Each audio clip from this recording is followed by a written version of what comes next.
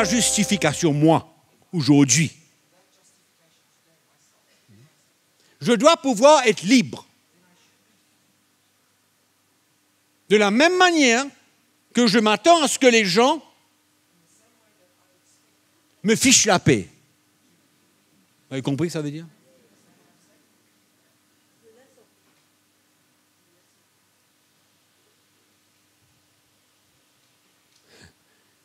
Et de me laisser vivre tranquillement ma justification.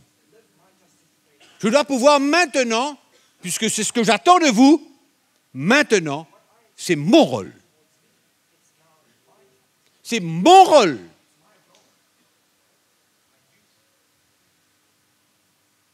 De vous relâcher. Hein? De vous pardonner. C'est mon rôle. Mais si je vis dans une religion, si je vis dans le légalisme et que je n'arrive pas à laisser le Seigneur venir toucher ma vie, me restaurer, comment est-ce que je vais agir?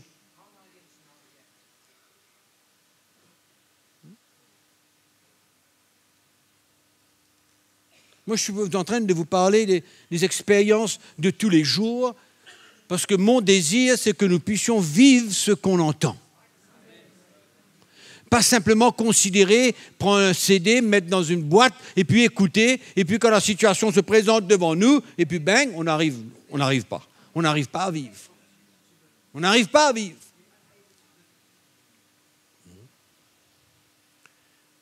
Mais est-ce que vous réalisez l'esprit qui peut et qui doit régner dans l'Église de Jésus-Christ?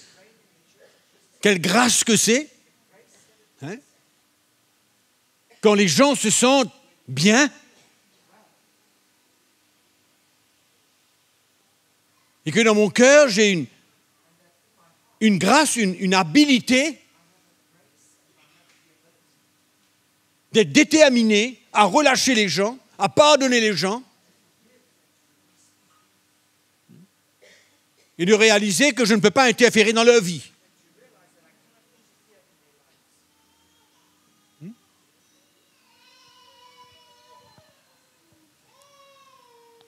Et pour nous tous, mes frères et sœurs, d'une manière ou d'une autre, c'est un changement qui est demandé. C'est une autre attitude qui est demandée de la part du Seigneur. Pour permettre aux gens de vivre.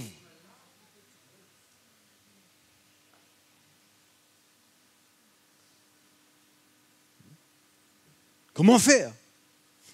Comment réagir?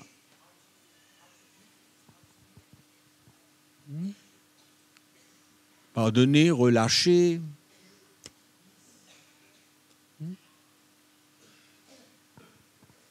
Et que le Seigneur fasse le reste. Il s'occupera du reste, lui. Il s'occupera du reste. Si seulement on faisait les choses comme il se devait, les problèmes seront résolus très rapidement. Très, très, très rapidement. Et au lieu de passer des heures et des semaines à essayer de trouver des solutions pour les gens,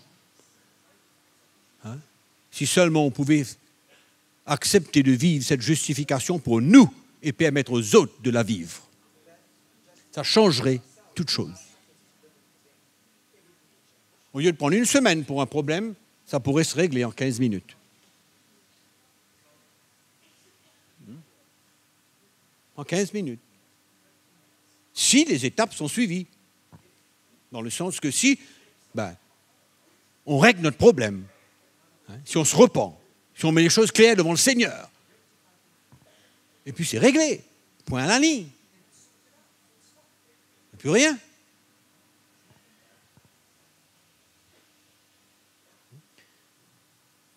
Donc je vis ma justification et je veux permettre aux autres de la vivre. Moi, je veux permettre aux autres de la vivre.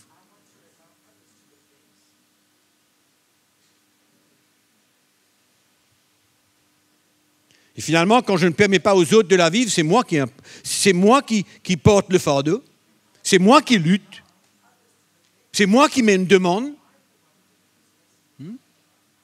finalement le problème finit par retourner chez moi.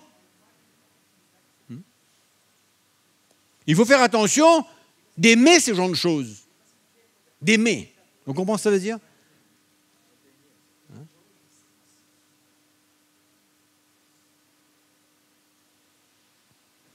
D'aimer, de comprendre. Se satisfaire que tout est réglé. Tous les points sont A, B, C, D, E, F, G, H jusqu'à Z.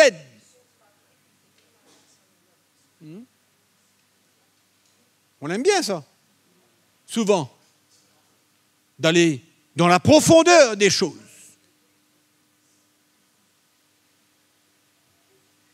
N'est-ce pas la liberté de l'individu?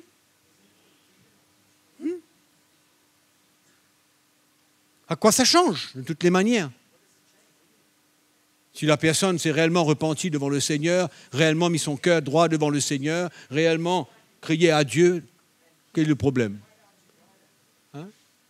C'est fou comment Dieu a moins besoin de savoir que nous.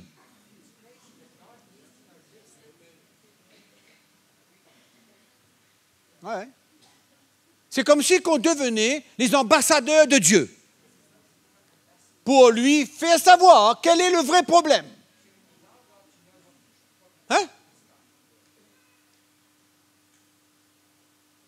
On veut connaître mieux, plus que Dieu.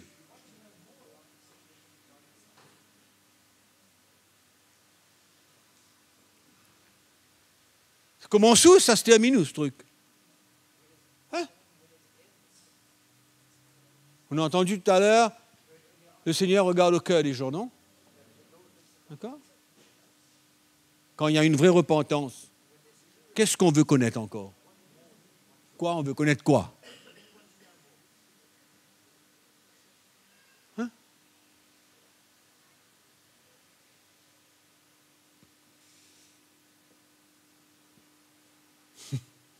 On va compliquer les choses davantage. On va se faire du tort nous-mêmes. Hein? On va empirer notre cas. On va devenir comme des juges et des magistrats.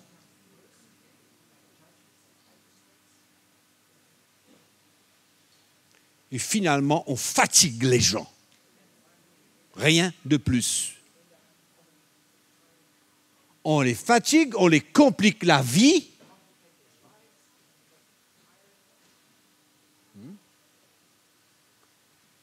Et on finit par créer la crainte et la peur dans le cœur des gens.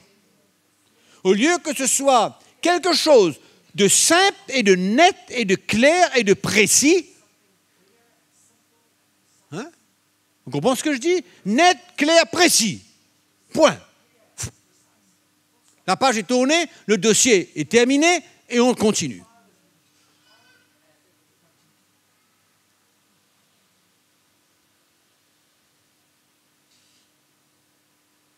Mais malheureusement, on veut connaître plus que Dieu. On a ce petit désir de connaître. Est-ce que cela satisfait qui? Je veux savoir si ça satisfait Dieu, moi.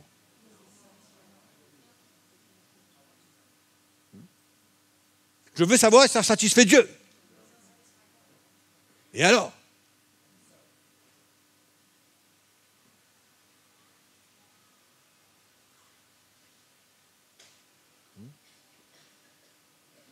Moi, je veux quand les gens viennent me voir, ils sortent là libres. Libres. Moi, c'est ça que je veux, moi. Je n'ai pas besoin qu'ils reviennent me voir une deuxième fois. Ce n'est pas nécessaire. Si les choses sont claires, précises, nettes, comme il faut, on tourne la page maintenant. Maintenant. Et ça se termine là.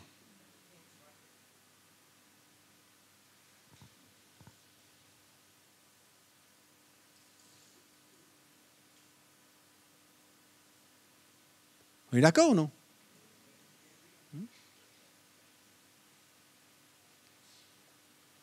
On a besoin de vivre notre justification. Tous les jours. Tous les jours. Pour moi, et pour laisser les autres la vivre. C'est ça mon service pour Dieu. Dans mon service pour Dieu, dans ma responsabilité de vivre avec les gens, de travailler avec les gens, de recevoir des gens, de construire des relations avec des gens. C'est dans cet état d'esprit. Ça ne m'intéresse pas de travailler avec des gens qui se sentent coupables, accusés, condamnés à cause de moi, de mon désir, ma satisfaction de vouloir représenter Dieu. Et souvent, comme lui, il n'a pas besoin. Et il ne veut même pas.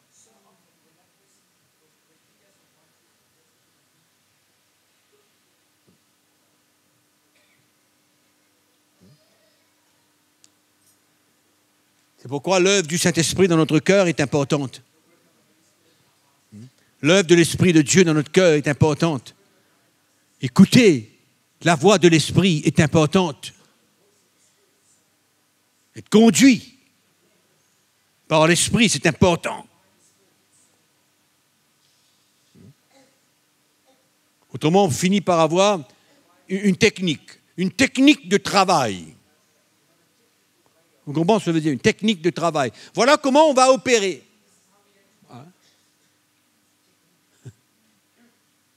Voilà comment on va opérer.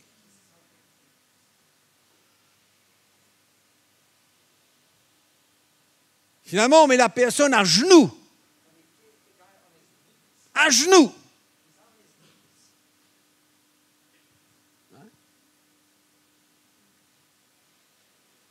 On veut tirer de lui tout.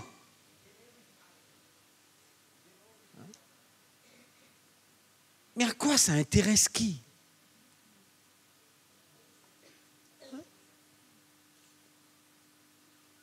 Que la personne dévoile ce qu'elle a envie et ce qu'elle veut. Et s'il y a une vraie repentance, ça s'arrête là.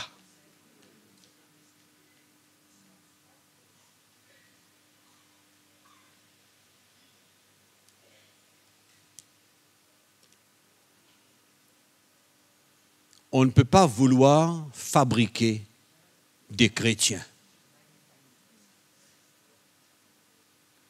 C'est une œuvre de l'Esprit de Dieu dans les cœurs. C'est l'Esprit de Dieu qui conduit, qui révèle, qui guide, qui parle, qui encourage, qui relève.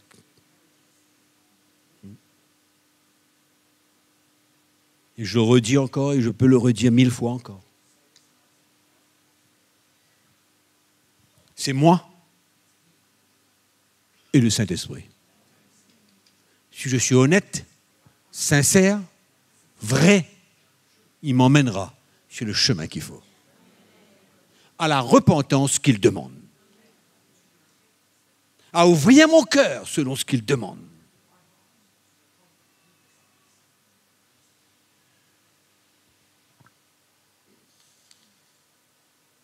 Il faut arrêter avec les théories. Les bonnes théories, les bonnes techniques, les bonnes méthodes. Hein?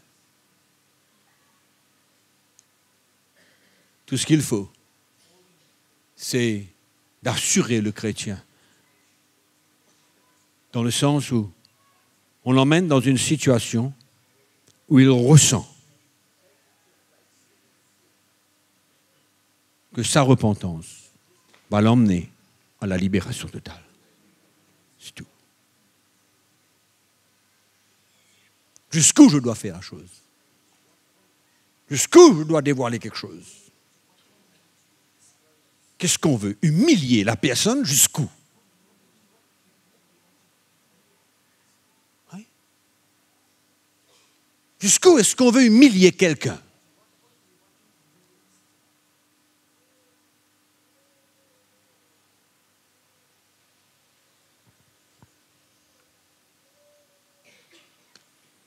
Moi, j'aime bien cette rencontre de Jésus.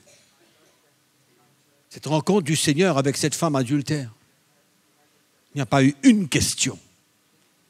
Il savait pourquoi elle était là. Ça, il savait pourquoi elle était là. Il n'y a pas eu une question. Il n'y a pas eu un détail qui a été demandé. Rien. Rien n'a été demandé de la part de Jésus. Il savait exactement pourquoi elle était là. Et tout ce qu'il a voulu, c'est porter un cœur et faire ressentir à cette femme quel était son plan. Point.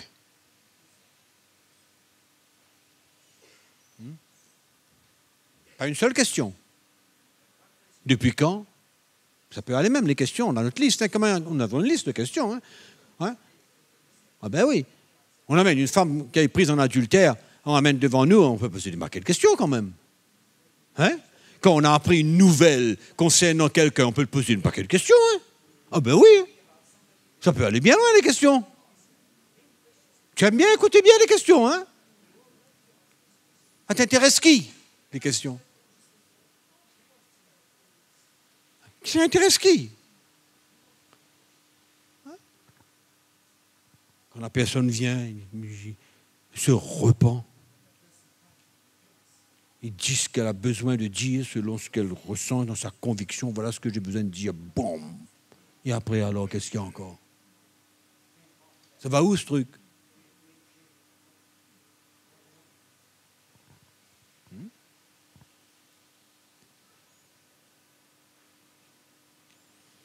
Nous avons besoin de croire dans l'œuvre du Saint-Esprit. Nous avons besoin de croire à la manière que l'Esprit de Dieu agit, touche les cœurs et les vies. On a besoin de croire qu'il est capable d'emmener la conviction voulue, d'emmener la repentance voulue, d'emmener tout ce qu'il veut dans la personne. On a besoin de croire.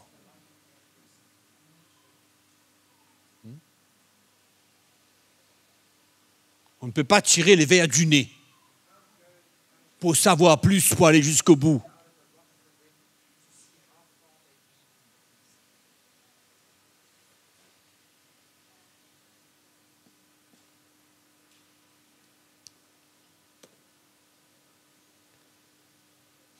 Donc, il y a un changement. On doit voir les choses différemment. Dans la vie de tous les jours. En dehors de la doctrine. En dehors de la doctrine. La doctrine est une bonne chose. C'est bien, on comprend. Hein?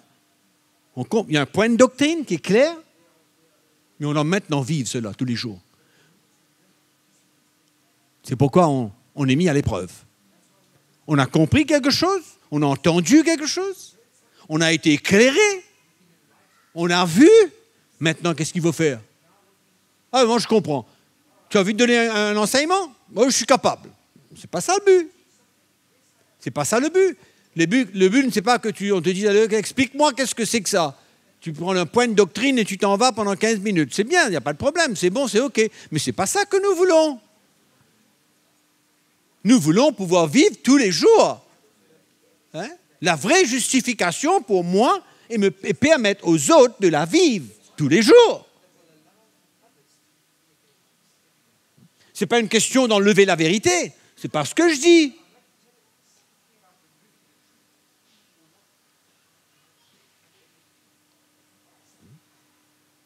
C'est comme ça que ça devient compliqué de servir le Seigneur.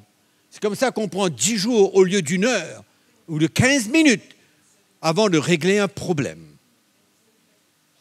C'est comme ça.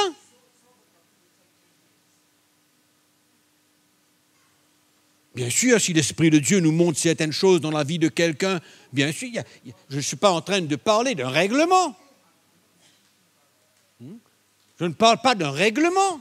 Je ne parle pas d'une structure qu'on doit accomplir maintenant, qu'on doit faire. Non, ce n'est pas ce que je dis. Je parle d'une attitude, je parle de l'esprit dans lequel on doit faire les choses. Et quand l'Esprit de Dieu nous montre certaines choses, mais il faut parler de la vérité aussi en même temps.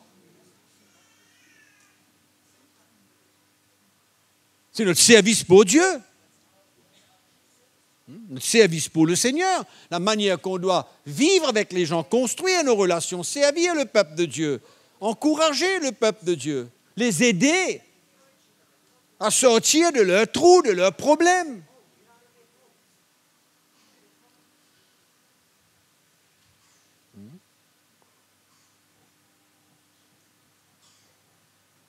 On entend une nouvelle. Ah bon?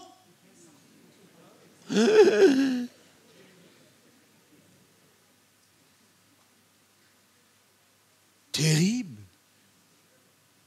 Terrible pour toi. Pour toi, c'est terrible.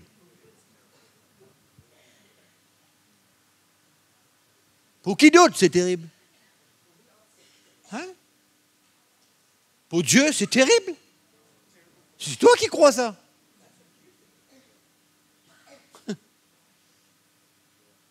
Parce que Dieu est capable d'emmener quelqu'un à la repentance et le restaurer complètement. Pour toi, c'est dur. Pour toi, c'est difficile de comprendre. Pour toi, peut-être tu es déçu. Tu es déçu. Quand tu lis le livre de David, des psaumes, l'histoire de David, tu es déçu? Hein? Moi, je vois une grande gloire là-dedans. Je vois une grâce, je vois une gloire, je vois l'œuvre de Dieu, je vois la main puissante de Dieu dans la vie de quelqu'un. Plutôt que d'essayer de voir simplement cette femme. Il y a une gloire là-dedans.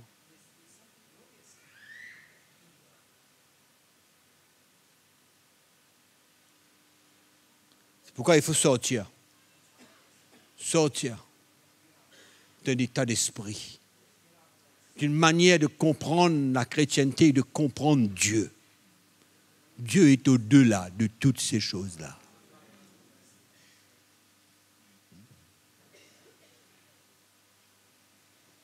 Quelquefois, quand il nous regarde faire des choses, il dit « Mais moi, je t'ai demandé de faire ça? Qui t'a demandé de faire ça? » Hein?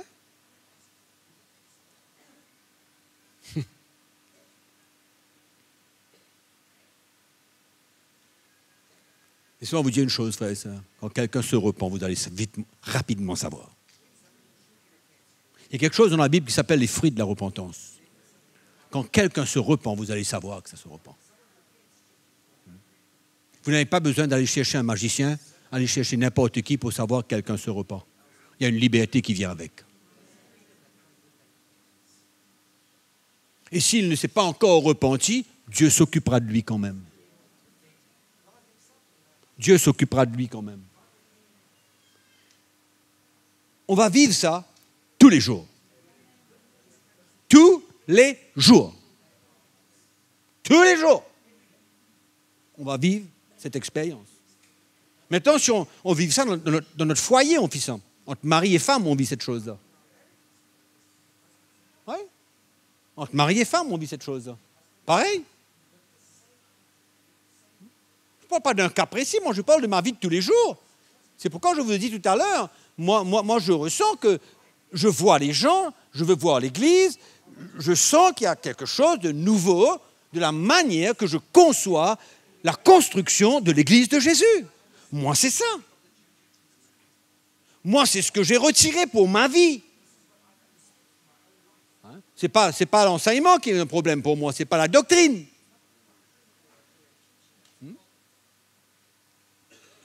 Donc dans ma relation avec les gens, la manière que je travaille avec les gens, ma femme, mes enfants, X, Y, Z.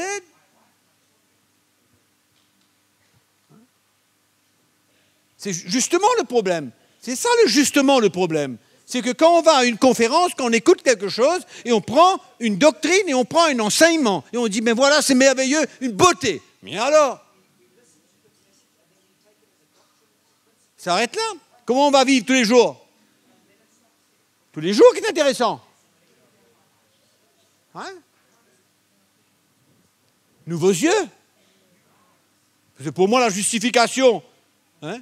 Mais la doctrine de la justification et la liberté, pour moi, c'est de nouveaux yeux, un nouveau cœur, c'est une nouvelle attitude. Pour moi, c'est ça. Je ne m'arrête pas à Romains chapitre 6, verset 14, Romains chapitre 8, verset 1 et 2, Hébreux chapitre 7, verset 11, je ne m'arrête pas là, moi.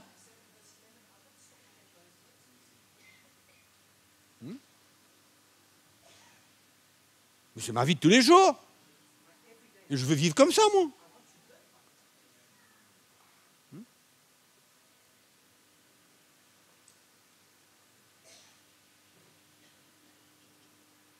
On est d'accord? Nouvelle vie. Changement. C'est ça l'évangile. Ça amène un défi, ça amène un challenge. Ça nous amène à voir les choses différemment.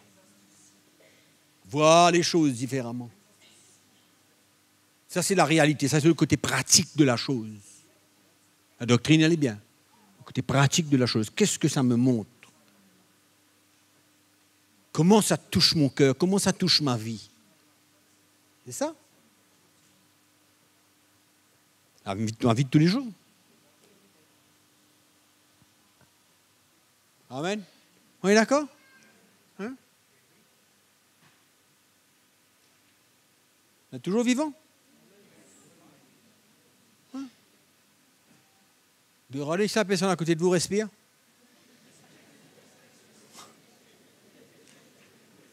Personne qui est mort?